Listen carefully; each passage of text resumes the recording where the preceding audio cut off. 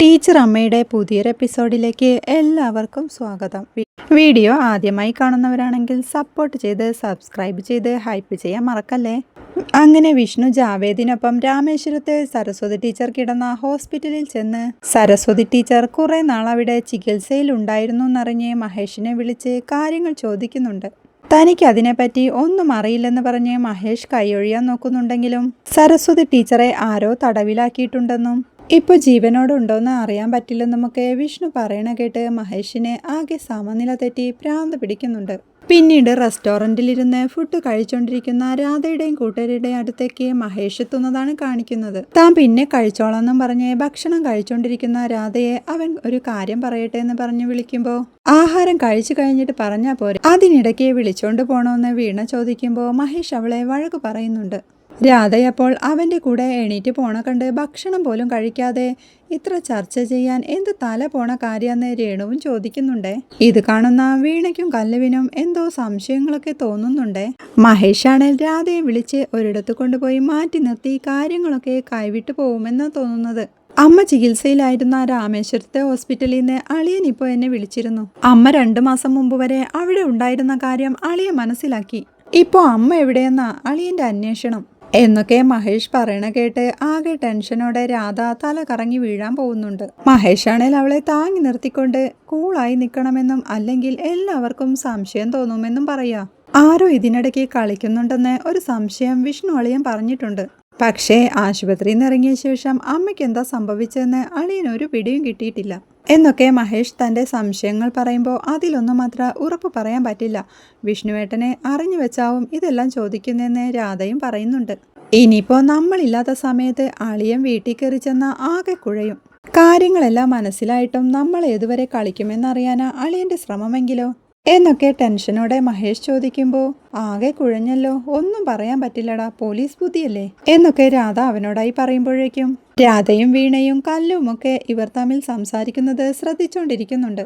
ഇത് കാണുന്ന മഹേഷ് അവരെല്ലാം കൂടി നമ്മളെ ശ്രദ്ധിക്കുന്നുണ്ടെന്നും വേറെന്തേലും കാരണം പറഞ്ഞ് ഇപ്പോൾ ഭക്ഷണം കഴിക്കാൻ പോവാമെന്നും പോയി ചാവാനൊന്നും പറ്റില്ലല്ലോ, ഇതിനെപ്പറ്റി നമുക്ക് പിന്നീട് ആലോചിക്കാമെന്നും വീട്ടിൽ കയറി വന്ന തിരുട്ടു സംഘത്തെ പിടിച്ച കാര്യമാണ് താൻ പറഞ്ഞതെന്നും അല്ലെങ്കിൽ എല്ലാവർക്കും സംശയമാവുമെന്നും മഹേഷ് രാധയോടായി പറഞ്ഞിട്ട് അവളെ വിളിച്ചോണ്ട് ആഹാരം കഴിക്കാനായി പോവുക. അവരുടെ അടുത്തെത്തുന്ന രാധ നമ്മുടെ വീട്ടിൽ കള്ളം കയറിയെന്നും പേടിക്കാനൊന്നുമില്ല, അവരെ പോലീസ് പിടിച്ചെന്നും അക്കാര്യം വിഷ്ണുവേട്ടൻ ഇവനെ വിളിച്ച് പറഞ്ഞെന്നും നിങ്ങളറിഞ്ഞാൽ ടെൻഷൻ ആവുന്നു കരുതിയ അവൻ എൻ്റെ അടുത്ത് മാത്രം പറഞ്ഞെന്നുമൊക്കെ രാധ പറയുന്നുണ്ട്.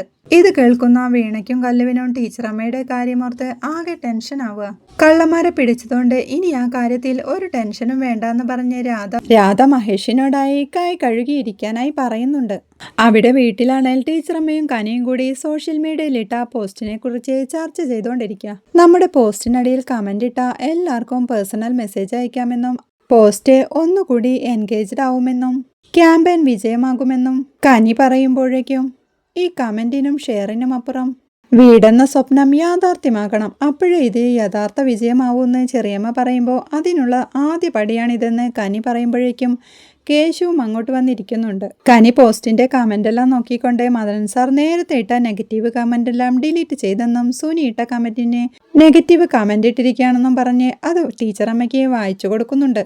ഇങ്ങനെ ഈ ക്യാമ്പയിനെതിരെ പ്രതികരിക്കുകയോ പ്രവർത്തിക്കുകയോ അല്ല ഒരു PTA പ്രസിഡന്റ് ചെയ്യേണ്ടത്, ഇതിനൊപ്പം നിന്ന് പ്രവർത്തിക്കണം, മാതൃകയാവണം എന്ന മദനൻ സാറിന്റെ കമന്റ് വായിച്ചുകൊണ്ട് കണ്ടോ സാറിന് സമയാസമയം തീറ്റ ഇട്ട് കൊടുത്തതിന്റെ ഒരു പ്രയോജനമെന്ന് കനി ചോദിക്കുന്നുണ്ട്. ടീച്ചറമ്മ അപ്പോഴേക്കും മദനൻ സാറിന്റെ കമന്റിന് ഒരു താങ്ക്സ് ഇടാനായി പറയുന്നുണ്ട്. പിന്നീട് നമ്മുടെ കൃഷ്ണചന്ദ്രൻ സാറിനെയാണ് കാണിക്കുന്നത്. സാറ് നാട്ടിലൂടെ നടക്കാൻ ഇറങ്ങുമ്പോൾ ഒരു പരിചയക്കാരൻ കുശലാന്വേഷണമൊക്കെ ചോദിക്കുന്നുണ്ട്. മാഷിനെ ഇപ്പോ ഈ വഴിയൊന്നും കാണാറില്ലല്ലോ, നിങ്ങൾ വീട്ടിലില്ലെന്ന് രാജേന്ദ്രൻ ചോദിക്കുമ്പോൾ താനിപ്പോ പഴയ പോലൊന്നും നടക്കാൻ ഇറങ്ങാറില്ലെന്നും അതുകൊണ്ടാ തമ്മി കാണാത്തതെന്നും മാഷി മറുപടി കൊടുക്കുന്നുണ്ട്.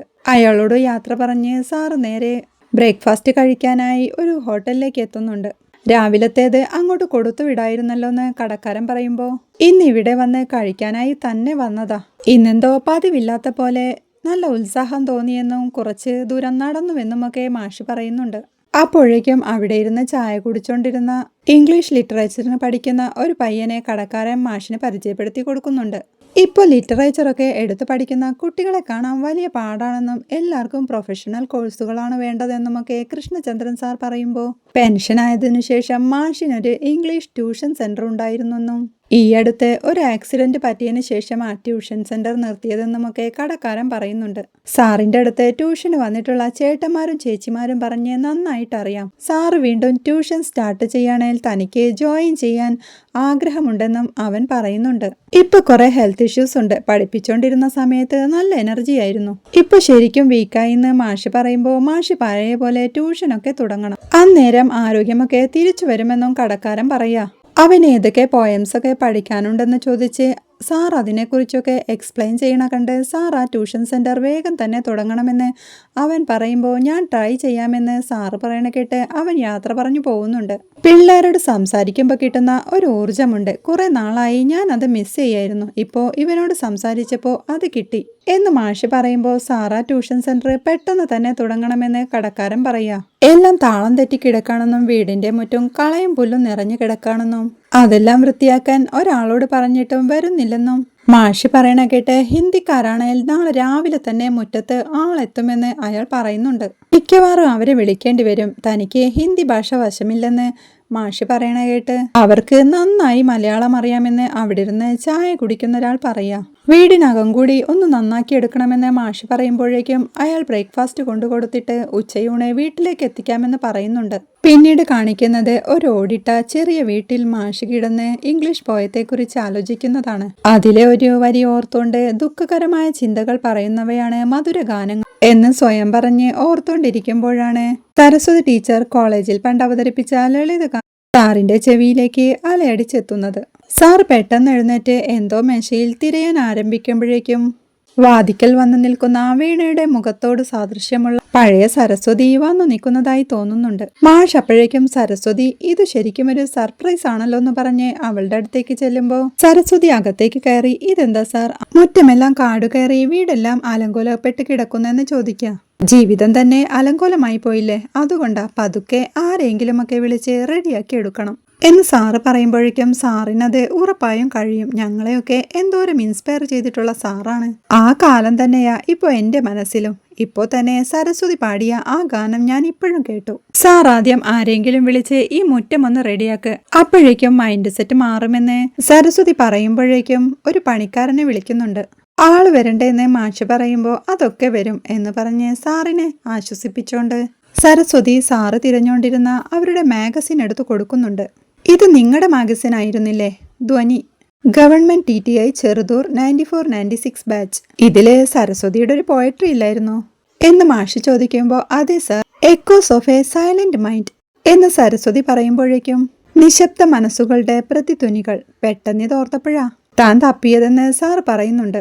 എൻ്റെ പോയട്രിയൊക്കെ അബദ്ധമാവും, എന്നാലും സാധാരണ ഒരു മലയാളം മീഡിയം പെൺകുട്ടിക്ക് ഇംഗ്ലീഷിൽ പോയട്രി എഴുതാനുള്ള ധൈര്യം തന്നത് സാറാണ്, സാറിന്റെ ക്ലാസ് ആണ് എന്ന് സരസ്വതി പറയുമ്പോഴേക്കും ആ ധാരണയൊന്നും എനിക്കില്ല, മേ ബി ഭാഷ മെച്ചപ്പെട്ടു കാണും, അത്രേയുള്ളൂ എന്ന് പറഞ്ഞ് സാറാ മാഗസിൻ മറിച്ചു നോക്കിക്കൊണ്ട് ഇതല്ലേ സരസ്വതിയുടെ പോയട്രി എന്ന് ചോദിക്കുമ്പോഴേക്കും സരസ്വതി അവിടുന്ന് അപ്രത്യക്ഷയായി കഴിഞ്ഞിരുന്നു. ഒരു പകപ്പോടെ സരസ്വതിയെ തിരിയുന്ന സാറ് പെട്ടെന്ന് അത് തന്റെ തോന്നലാണെന്ന് മനസ്സിലാക്കി തിരിയോടെ കസേരയിലേക്ക് ഇരിക്കുന്നുണ്ട്. പിന്നീട് ടീച്ചറമ്മയുടെ വീട്ടിൽ ടീച്ചർ അടുക്കളയിൽ എന്തോ പാചകത്തിലാണ്. കനിയാണേൽ അവിടെ കൈവരിലിരിപ്പുണ്ട്. അപ്പോഴാണ് വീട്ടിലേക്ക് ഒരു ഓട്ടോ വരുന്നതായി ടീച്ചറമ്മ ജനലിലൂടെ കാണുന്നത്.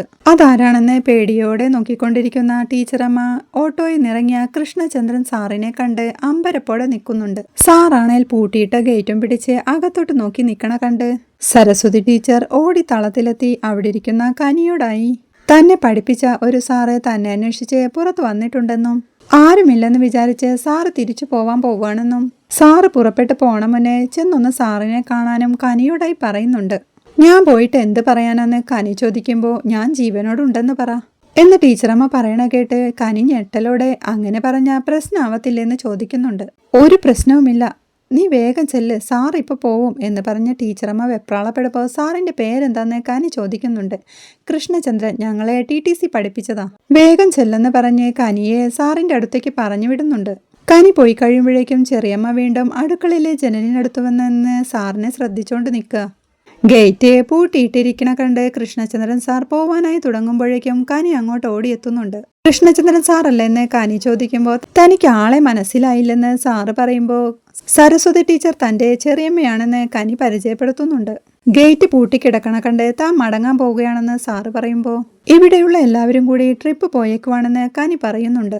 സരസ്വതി എവിടെയെന്ന് സാറ് ചോദിക്കുമ്പോൾ ടീച്ചർ ഇവിടെ തന്നെ ഉണ്ടെന്ന് കനിയുടെ മറുപടി കേട്ട് മുമ്പ് താൻ സരസ്വതിയെ തേടി അവിടെ വന്നിരുന്നെന്നും സരസ്വതിയുടെ മകനെന്ന് സരസ്വതി 1 വർഷം മുമ്പ് മരിച്ചു പോയെന്ന് പറഞ്ഞെന്നും സാറ് പറയുന്നുണ്ട്. ഇത് കേൾക്കുന്ന കനി അതൊരു വലിയ കഥയാണെന്നും സാറിന്റെ നമ്പർ തന്ന അത് ടീച്ചർക്ക് കൊടുക്കാമെന്നും പറയുമ്പോൾ സാറ് തന്റെ നമ്പർ പറഞ്ഞു കൊടുക്കുക. തനിക്ക് സരസ്വതി ഒന്ന് കാണാൻ പറ്റുമെന്ന് കൃഷ്ണചന്ദ്രൻ സാർ ചോദിക്കുമ്പോൾ നാട്ടിലാർക്കും സരസ്വതി ടീച്ചർ ഇവിടെയുള്ള കാര്യം അറിയില്ലെന്നും ഇപ്പോൾ അങ്ങോട്ട് പോയാൽ പ്രശ്നമാവുമെന്നും ആ കിച്ചന്റെ വിൻഡോയുടെ അടുത്ത് സരസ്വതി ടീച്ചർ നിൽപ്പുണ്ടെന്നും കനി പറഞ്ഞു കൊടുക്കുന്നുണ്ട്. ഇത് കേട്ട് കൃഷ്ണചന്ദ്രൻ സാർ സന്തോഷത്തോടെ ഗേറ്റിനടുത്തേക്ക് ചെന്ന് അങ്ങോട്ട് നോക്കുമ്പോൾ അവിടെ നോക്കിക്കൊണ്ട് നിൽക്കുന്ന സരസ്വതി ടീച്ചറും സാറിനെ കാണുമ്പോൾ ചിരിച്ചോണ്ട് ഹായ് പറയുന്നുണ്ട്. അങ്ങനെ സരസ്വതി മരിച്ചിട്ടില്ലെന്ന് കൃഷ്ണചന്ദ്രൻ സാർ അറിയുന്നിടത്താണ് ഇന്നത്തെ എപ്പിസോഡ് അവസാനിക്കുന്നത്. വീഡിയോ ഇഷ്ടമായാൽ സപ്പോർട്ട് ചെയ്യാൻ മറക്കല്ലേ.